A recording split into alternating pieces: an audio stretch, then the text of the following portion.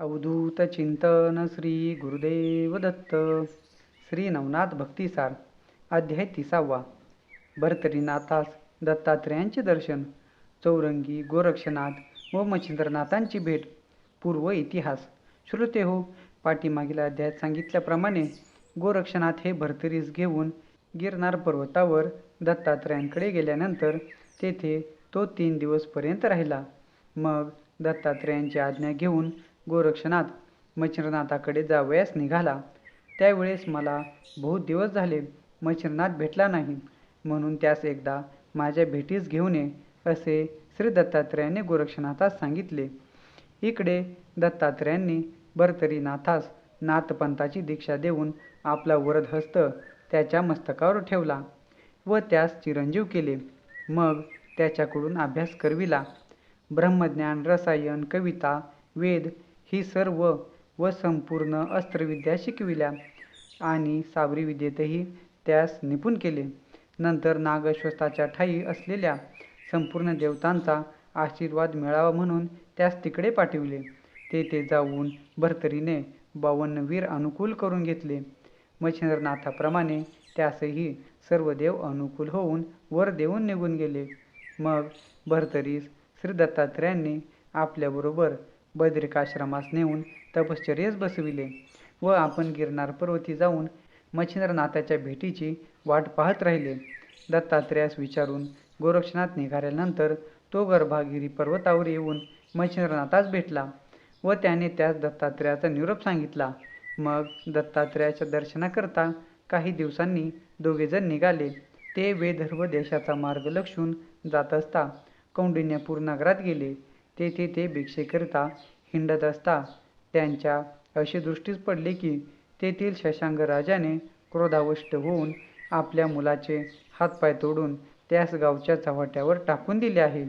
शशांक राजा मोठा ज्ञानी, धीट, उदार, सामर्थ्यशाली, सत्व व तसाच सद्गुणी असताना मुलाची इतकी भयंकर दशा करून टाकणे इतका राजा का रागावला? राजा रागवण्याचे कारण असे आहे की ज्या मुलाचे हातपाय तोडले तो राजाचा औरस पुत्र नसून शंकरांच्या आराधनेमुळे तो राजास कृष्णा नदीत प्राप्त झाला होता.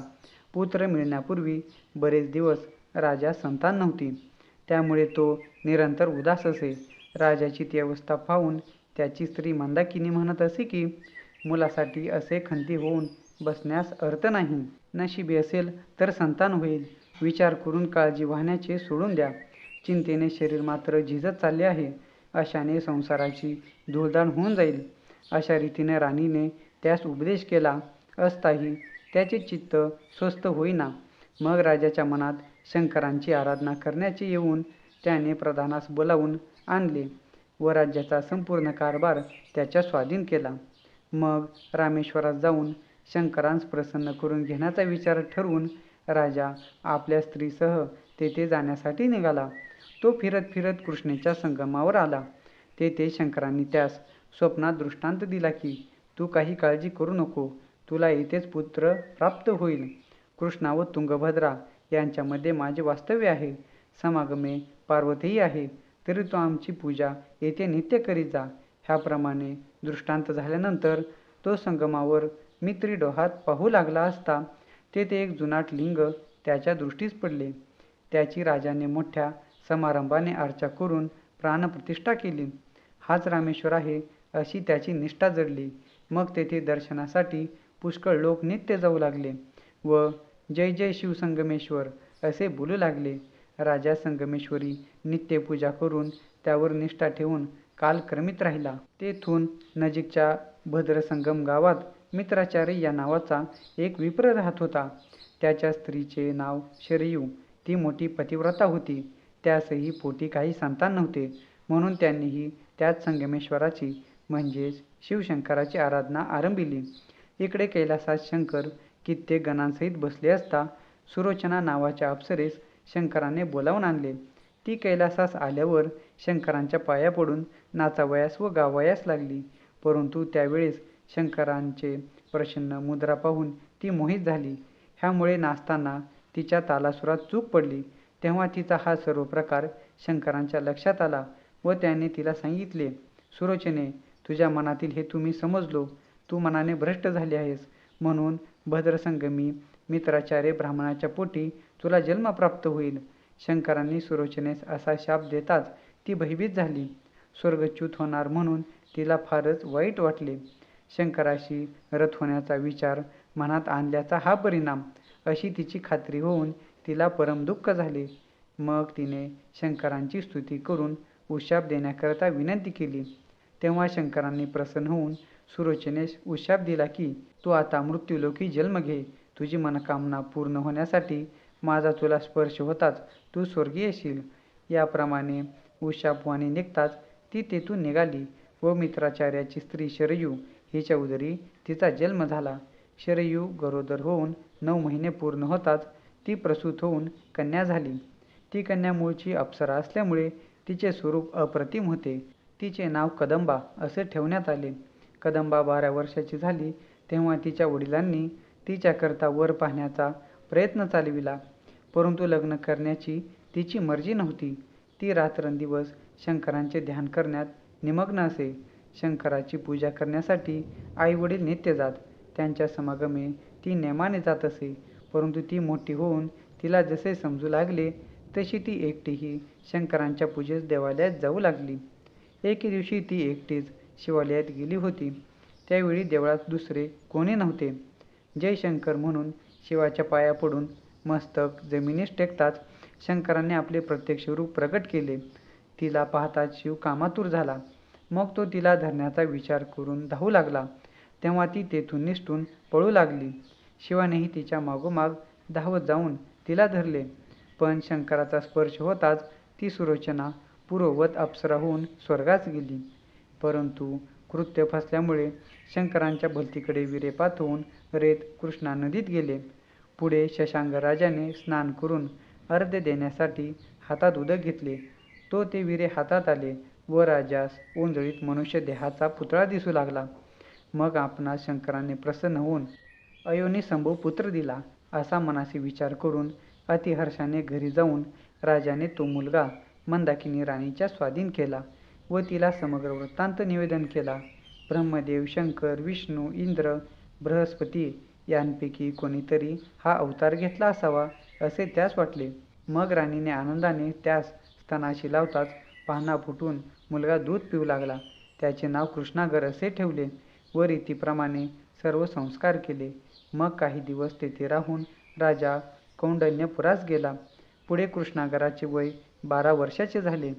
तेव्हा त्याचे लग्न करण्याचे मनात आणून राजाने मुलाच्या रूपास व गुणास योग्य अशी कन्या शोधावयास बरीच मंडळी देशोदेशी पाठविली. त्या मंडळीने अनेक स्थळे पाहिली, पण मुलाच्या योग्य मुलगी त्यांच्या पाहण्यात येईना. मग ते सर्व परत कौंडण्यपुरास गेले व त्यांनी सर्व मजकूर राजाच्या कानावर घातला. पुढे काही दिवसांनी मंदाकिनी राणी मरण पावली. तिच्या वियोगाने राजास परम दुःख झाले. राजाने वर्षे श्राद्धापर्यंतचे तिचे उत्तर कार्य केले. पुढे राजास मदनाची पीडा होऊ लागली, पण पुन्हा लग्न करण्यास त्याचे मन धजेना. शेवटी लग्न करण्याचा निश्चय करून त्याने प्रधानास आपल्याजवळ बोलाविले व त्यास आपला मनोदय सांगितला आणि माझे योग्य एखादी मुलगी तुझ्या पाहण्यात आहे काय असे विचारले. तेव्हा प्रधानाने सांगितले की पुरोहिताने बऱ्याच मुलींच्या टिपणांच्या नकला करून आणलेल्या आहेत. त्यापैकी घटित पाहून कोणत्या मुलीशी जुळते ते पाहावे.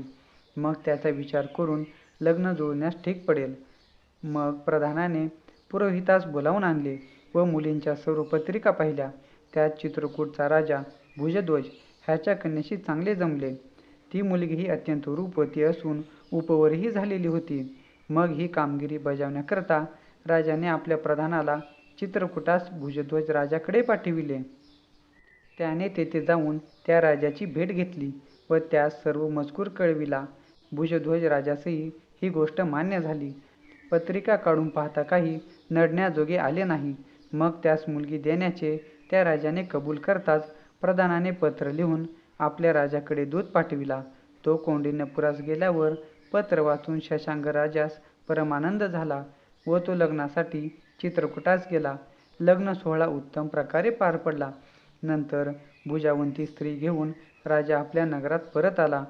त्यावेळी भुजावंतीचे वय 13 वर्षाचे व कृष्णागर पुत्राचे वय 17 वर्षाचे होते. एके दिवशी अशी गोष्ट घडून आली की सापतना पुत्राची व तिची नजरानजर झाली. त्यापूर्वी तिने त्यास निरखून पाहिलेले नव्हते. एके दिवशी राजा शिकारीस गेला असताना राजपुत्र वावडी उडावयास बाहेर पडला होता. त्यास पाहताच भुजावंती कामाने व्याकुळ झाली.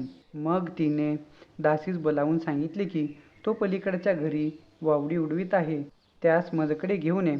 आज्ञा होताच दासीने कृष्णागराजवळ जाऊन तुला तुझ्या सापत्न मातेने बोलिवले आहे असा निरोप कळविला. आईने निरोप पाठविला म्हणून राजपुत्र आनंदाने दासी समागमे भुजावंतीकडे गेला. त्यापूर्वी तो एकदाच तिच्या भेटीस गेला होता. त्यानंतर ही दुसरी भेट बहुत दिवसांनी होण्याचा योग येत असून आपली माता आपणास बोलावून नेत आहे म्हणून आपले भाग्य उदयास आले असे त्यास वाटू लागले. त्यावेळी भुजावंती रंगमहालाच्या दाराशी त्याची वाट पाहत उभी राहिली होती. इतक्यात दासी कृष्णागरास घेऊन तिकडे आली व राजपुत्रास भुजावंती दाखवून निघून गेली. कृष्णागर सापत्नाईजवळ गेल्यावर त्याने आईस नमस्कार केला. परंतु कामाने व्यथित झाल्यामुळे तिने हा आपला मुलगा आहे हा विचार एका बाजूस ठेवून अन्य नजरेने कृष्णागराकडे पाहिल्याने तो मनात दचकला आणि ती त्याच्याजवळ जाऊन व त्याचा हात धरून मला यावेळेस भोग देऊन माझा काम शांत कर असे तिने त्यास उघड सांगितले. तसेच त्याने वश व्हावे म्हणून तिने 2 शब्द बोलून बराच आग्रह केला. त्यावेळी कृष्णागराने संतापून तिची भीड न धरता तिला अतिशय फजित केले.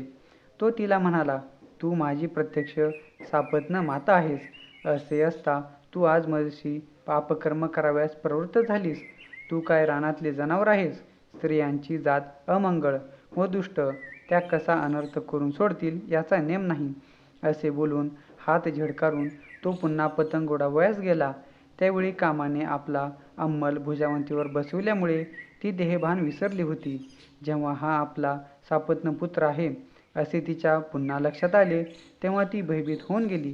तिने दासीस बोलावून सांगितले की मगाशी मी तुझकडून जो पुरुष आणविला तो कोणी परका नसून माझा सावत्र मुलगा होता. ह्यामुळे मोठ्याच अनर्थाची गोष्ट आपल्या हातून घडली आहे.